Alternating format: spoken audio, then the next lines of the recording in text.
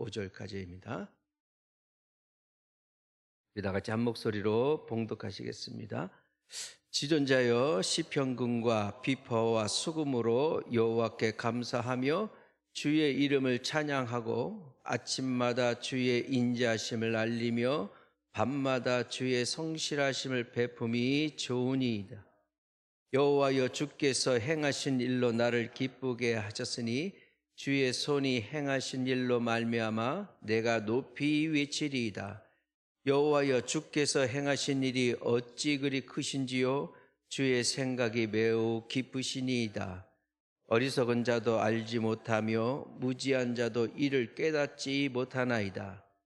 악인들은 풀같이 자라고 악을 행하는 자들은 다 흥왕할지라도 영원히 멸망하리이다. 여호와여 주는 영원토록 지존하시니이다. 여호와여 주의 원수들은 패망하리이다. 정녕 주의 원수들은 패망하리니 죄악을 행하는 자들은 다 흩어지리이다. 그러나 주께서 내 뿔을 들소의 뿔같이 높이셨으며 내게 신선한 기름을 부으셨나이다.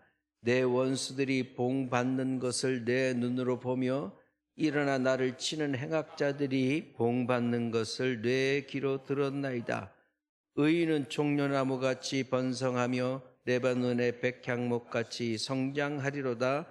이는 여호와의 집에 심겼음이요 우리 하나님의 뜰 안에서 번성하리로다.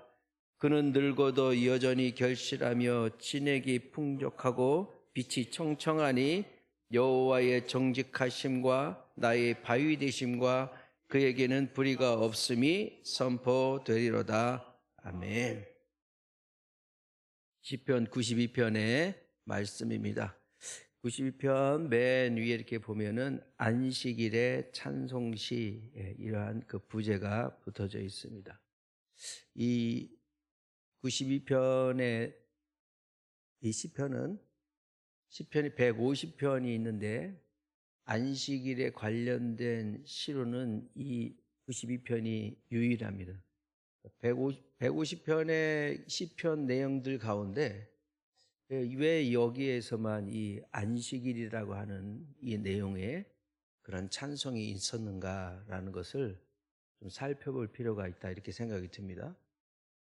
성경의 기록은 그 과거에 있었던 일들을 기록한 부분도 있고 또 연대를 알 수 없는 그러한 부분들도 있습니다. 그런데 주로 많이 인용되고 말을 하는 것은 바벨론 포로기 이후에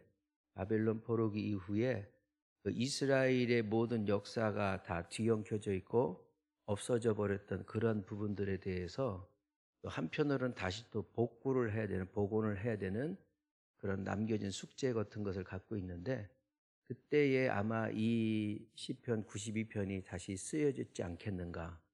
왜 그러냐면 바벨론 포로 때에 이 70년 전의 역사를 보면 이스라엘은 완전히 망한 상태잖아요.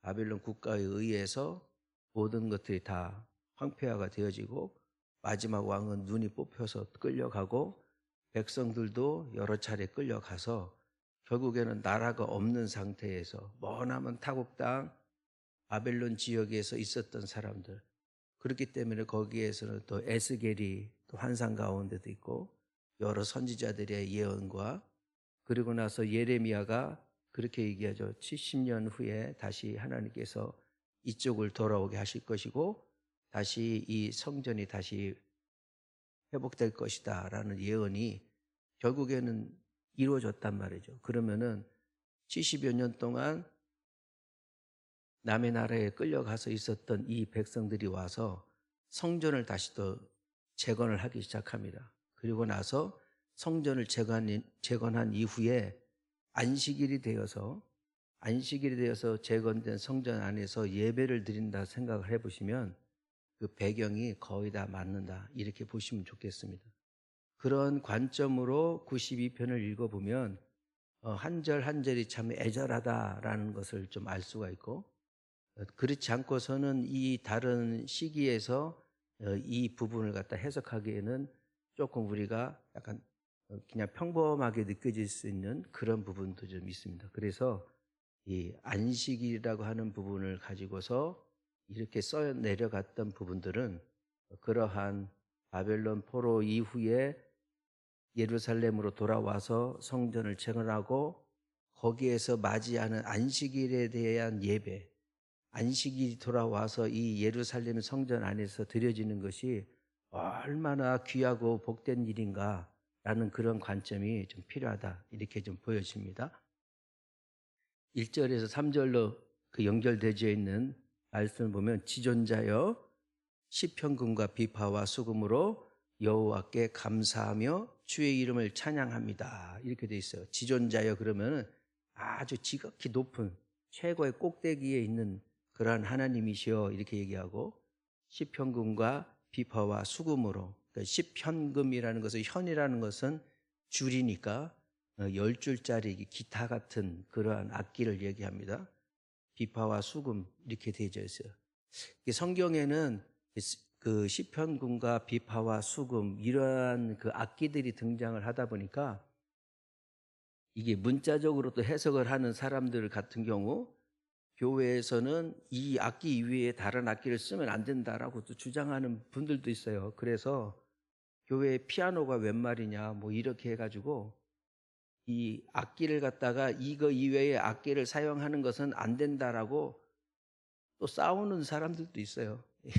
성경에 기록된 것만 해야 되지 아닌 걸 가지고 왜 하느냐 뭐 이래가지고, 뭐 저희 뭐 교단들이나 이런 쪽은 아닌데, 그 한국에는 그 또한 그리스도교라고 하는 또 그 교파가 있는데 그 안에서도 무악기파라는 그 또 파가 있대요. 처음엔 무슨 말인가, 무악기파가 뭐예요, 무악기파가 이렇게 생각을 했는데, 예배 드릴 때에 악기를, 이거 이외의 악기를 둬서는 안 된다는 파가 또 있다라는 거예요. 그 그리스도교 안에서는, 우리는 장로교인데, 그러한 내용을 가지고서 여기 성경에는 비파와 수금, 시편금 이렇게 되어 있는데 이 악기 말고 다른 악기는 안 된다.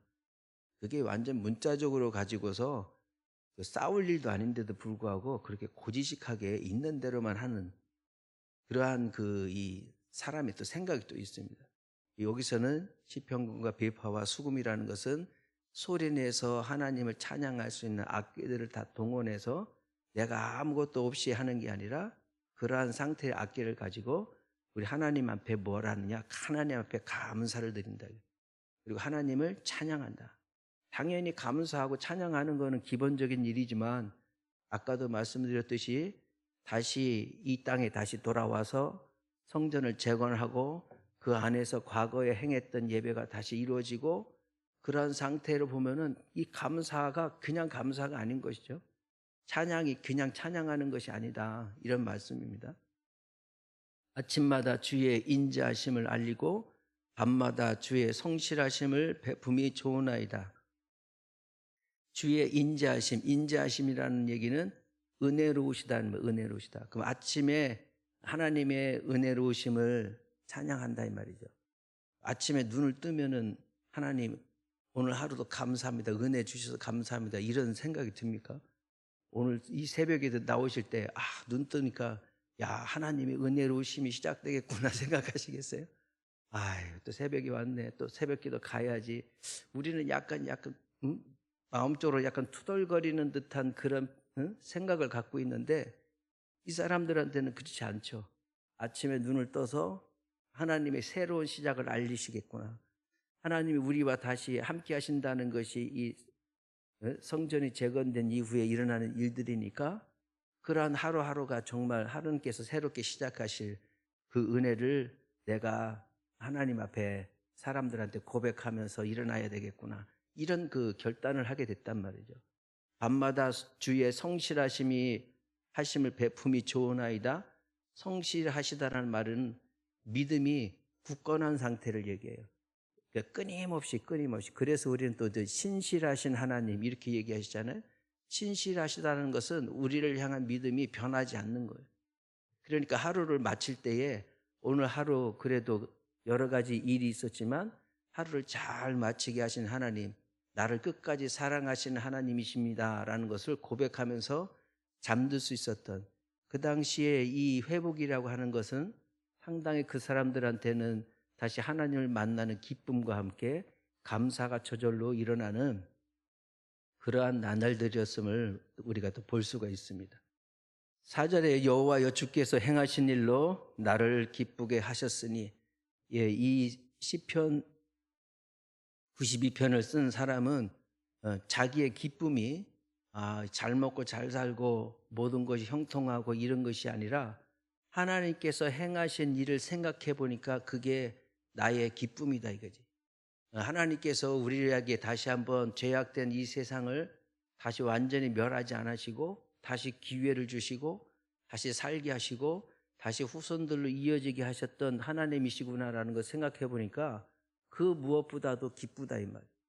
그런 우리의 기쁨도 우리의 생각도 보면은 전혀 우리하고 다른 그러한 그 깊이가 있음을 또한 알 수 있습니다. 5절에 보면은 여호와여 주께서 행하신 일이 어찌 그리 크신지요 주의 생각이 매우 기쁘시나이다. 특히 92편 시편 92편은 여러 이 앞부분을 가지고 우리 CCM 또 찬양이 있어요. 꼭 한번 들어보시면은 이 가사 그대로가 이렇게 잔잔하게 전해지거든요. 그런 이제 생각 가운데 보면은 주의 생각이 매우 깊다 이거죠. 돌이켜 생각해 보니까 매우 깊다라는 것은 우리가 하나님의 그 너무 깊은 곳에 있게 되면 우리는 알 수가 없잖아요. 그 깊이를 알 수가 없으니까. 근데 지나고 나고 보니까 하나님이 참으로 참 깊은 수인 생각을 갖고 계셨구나라는 것을 우리가 알 수 있다 이거죠. 주의 생각이 매우 깊다라는 얘기는 우리의 생각은 좀 얇다 이런 말이에요. 우리의 생각은 깊지 못하다 말이에요. 우리의 생각이 깊지 못한 이유가 뭐냐면은 바로 7절에 그런 내용들이 있습니다. 악인들은 풀같이 자라고 악을 행하는 자들은 다 흥왕할지라도 영원히 멸망하리이다. 악인들이 풀같이 자란단 말이죠. 그러니까 우리가 볼 때는 풀이 그냥 없는 것 같은데도 잘 자라거든요. 이게 봄 되면은 막 풀들이 막 잘 자라잖아요. 내가 뿌리지 않는데도 잘 자란단 말이에요. 그것은 무슨 얘기냐면 악인들이 잘 사는 거래야. 잘 사는 거야. 그냥 뭐 별거 아닌 것 같은데도 어쩌면 이렇게 돈도 잘 벌고 그렇게 하고 싶은 거 다 하고 잘 사냐 이 말이지. 잘 번성하죠. 또 이게 풀은 또 하나만 나는 게 아니라 또 주위에 여러 무리를 지으면서 또 있죠. 그러니까 세상을 보면은 악인들이 잘 사는 게 많지 악인들이 못 사는 경우가 별로 없어요. 그런 것들을 보게 되면 나는 그렇지 못한데, 나는 가진 것도 없고 나는 정말 오늘 하루하루가 힘든데 저 사람은 하나님 믿지 않으면서도 잘 사는 것 같단 말이에요. 그게 바로 우리가 생각하는 눈에 보이는 그런 얕은 생각이 될 수밖에 없다는 것이죠. 7절에는 악인들이 풀같이 자란다라고 했는데 나중에는 보면 뭐라고 되냐? 영원히 멸망한다. 아니 잘 자라고 있는데 멸망한다. 이렇게 반대의 말을 한단 말이에요. 그러면은 풀이라고 하는 것은 처음에는 다 무성하고 하지만 비가 조금 며칠 안 오거나 또 햇빛이 너무 뜨겁거나 이러면 금방 또 말라요. 그러니까 영원히 가는 것이 아니라 풀이라고 하는 것은 당연히 시들어 버릴 수 있는, 금방 시들어 버릴 수 있는 그러한 것임에도 불구하고 우리 눈에 좋아 보이면은 그게 좋은 걸로 생각한단 말이죠. 우리의 생각이 그만큼 얕고 그거를 전체를 다스리시는 하나님의 생각은 그래서 깊다 이렇게 표현을 하고 있습니다. 7절에 있는 거와 대조가 되는 것이 12절입니다. 12절에 보면은 의인은 이렇게 돼 있죠. 7절에는 악인들 이렇게 돼 있고 12절에는 의인들. 그럼 악인들은 뭐냐? 풀같이 자란다 이렇게 되어 있고 12절에는 의인은 종려나무같이 번성한다. 그러니까 풀이 아니고 나무다 이 말이죠. 나무다. 그렇기 때문에 이 대조가 되면서 결국에는 우리가 볼 때는 별거 아닌 것 같은데도 하나님께서 기쁘신 뜻으로 또 나무가 금방 자라는 게 아니거든요. 나무가 자라는 것은 금방 쉽게 되는 것이 아니에요. 뿌리를 내려야 되고 그것도 버텨내야 되고 하는 것인데 12절에 종려나무 같이 번성하며 그랬는데 종려나무 자체가 그 사막 지역에 척박한 땅에서 뿌리를 내리고 이렇게 기둥처럼 세워져 있는 그러한 나무예요. 우리가 이제 지금도 뭐 나오긴 하죠. 대추 그 야자 열매 같은 그런 척박한 곳에서도 이 종려나무는 뿌리가 뽑히지 않고 버티고 있으면은 열매가 맺어진다 이 말이에요. 근데 풀은 사실상 열매가 없죠. 예, 그렇기 때문에 그런 대조적인 부분을 얘기하고 있고, 레바논의 백향목같이 성장한다.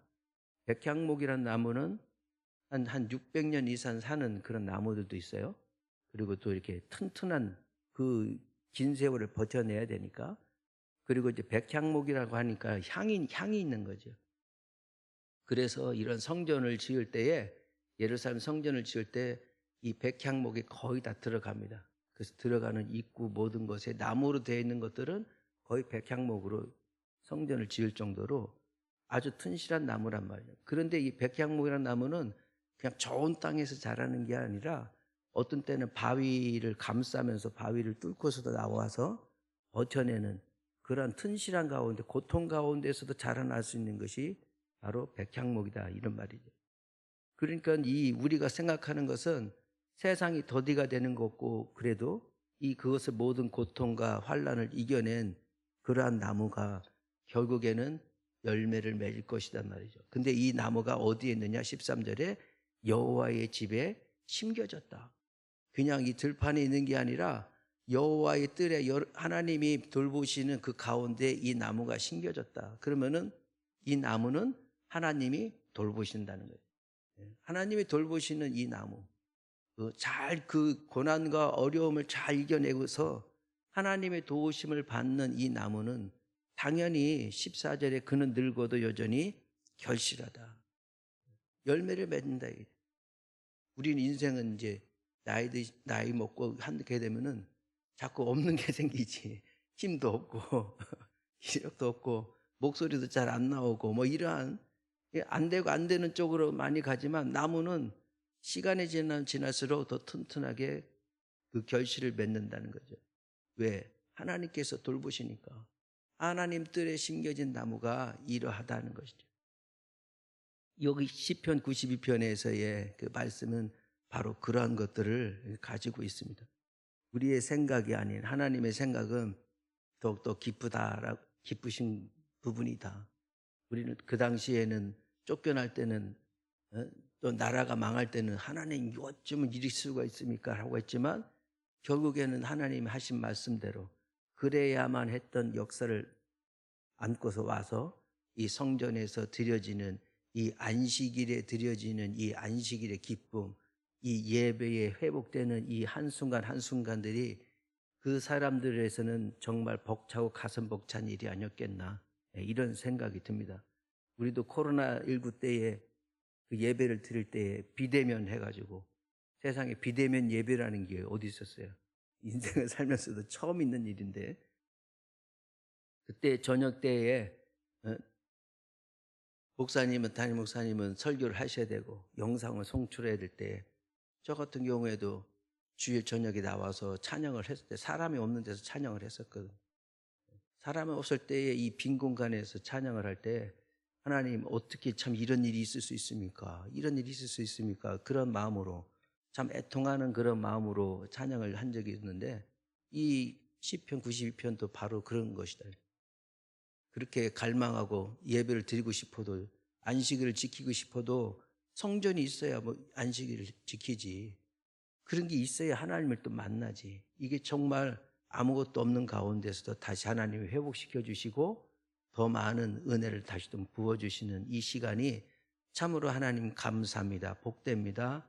아침에 눈을 떠도 감사하고 저녁에 잠들기 전에도 감사하고, 아무 일이 없으면 또 좋겠지만 또 설령 무슨 일이 있다 할지라도 잠을 자기 전에는 항상 감사가 있을 수 있는 그러한 우리의 예배과 우리의 믿음의 회복이 필요한 그런 때다, 이렇게 시편은 말을 하고 있습니다. 안식일의 찬송시라고 하니까 그 안식일에 대해서, 안식이라는 단어에 대해서 제가 조금 생각이 들었어요. 요즘 그 매주마다 수요일 날그 화수리 요양원에 가서 설교를 하거든요. 요양원에 계신 분들한테 무슨 설교를 해야 되겠어요? 그분들은 사실상 갇혀 있는 거잖아요. 자기 마음대로 나오지를 못해요. 요새 특히 또 봄에 꽃이 피고 하니까 그분들을 보니까 더 애잔하더라고. 얼마나 나오고 싶겠어. 우리가 꽃 구경 한 번만 해도 그냥 기분이 그렇게 좋아지는데 그분들은 그렇게 하고 싶어도 못 해요. 대신에 이제 잘 보호를 해 주고 먹여 주고 씻겨 주고 또 이렇게 세탁도 해 주고 하니까 그런 도움을 받지만 또 한편으로는 이 세상이 아름답게 변하는 것을 창밖으로 보고 있는 것은 그렇게 또 행복한 일이 또 아닐 수도 있단 말이죠. 그분들한테 가서 설교를 해야 되는데 무슨 설교를 해야 돼야 이분들한테 위로가 되겠는가. 그래서 이제 창세기 부분을 가지고 조금 설명을 하다가 하나님께서 창조하신 얘기를 하다가 하나님께서 마지막에 안식하셨다. 그래서 안식일에 대한 부분이 나오기 시작했어요. 그래서 이 안식이 무엇입니까? 여러분들 고생 많으셨잖아요. 그리고 뭐 솔직하게 얘기했죠. 우리는 언젠가 죽습니다. 저도 그렇고 제가 여기 앞에 있지만 제가 먼저 갈 수도 있고 여러분들이 더 오랫동안 사실 수도 있고 옆에 계셨던 분이 어느 날 갑자기 먼저 가시는 경우도 있고 우리는 죽음이라고 하는 것은 피할 수가 없습니다. 그런데 여기는 하나님께서 안식하셨다는 이 말은 아주 편안하게 쉬셨다 이 말이죠. 그러니까 우리도 인생의 마지막에는 편안하게 쉬셔야 됩니다. 그 편안하게 쉴 수 있는 것이 바로 안식처가 바로 하나님 나라입니다. 지금까지 하나님을 믿지 못했지만 지금이라도 믿고서 하나님은 믿는 사람한테 예배할 처소를 예배하러 가신 분이시고 준비하고 계시기 때문에 우리 마지막까지 지금까지 살아왔던 모든 눈물과 모든 것을 다 닦아내고 오직 하나님 앞에 기쁨만이 있는 웃을 수 있는 그러한 나라가 바로 하나님 나라이니까 이 시간에 우리가 하나님 한번 다시 한번 믿어봅시다. 이렇게 제가 이제 그 말을 할 수밖에 없었는데 그분들이 그런 것에 굉장히 좋아하시더라고요. 얼굴색이 환해지고 이 땅에 살면서 이 눈앞에 있는 것만 보는 것이 아니라 내가 그 이후에 뭔가가 있구나. 믿음이 뭔지는 잘 모르지만 무슨 얘기를 하니까 그분들은 또 사람 와서 무슨 얘기하는 것도 좋아한대요. 갇혀 있으니까 누군가가 손님이라도 와서 얘기를 하니까 그런 것에서 볼 때 이 안식일이라고 하는 거와 또 안식일의 찬송시가 이 시편 92편 하나밖에 없는데 이러한 것이 같이 어우러지다 보니까 우리가 드려지는 예배 그 하나님 앞에 감사할 수 있는 모든 것 이런 것이 결코 가볍게 느껴지지 않고 더욱더 믿음을 더욱더 견실히 하게 되는 그러한 저한테의 그 계기가 됐던 것 같습니다. 우리의 하루의 시작과 마무리 때 또 인생에 보면 하나님의 인자하십니다. 하나님이 성실하십니다. 라는 이 단어들을 다시 한번 생각해 보고 또 우리가 하루하루 사는 것이 그렇게 녹록지 않습니다. 광야 같은 삶과 어려움이 있다 할지라도 그 종려나무와 백향목나무와 같이 하나님 앞에 심겨져서 하나님께서 돌보시고 우리 후손들에게 좋은 열매를 맺을 수 있는 그러한 우리의 믿음들이 되어질 수 있도록 이 시간에 하나님께서 큰 은혜를 내려주실 줄 믿습니다. 우리 다 같이 그러한 우리 주신 말씀을 가지고 하나님 앞에 감사합니다. 하나님 진짜 찬양합니다. 하나님 내가 기뻐합니다. 이러한 그 하나님의 은혜를 다시 한번 누리는 귀한 시간 되기를 원합니다. 우리 다 같이 기도하시기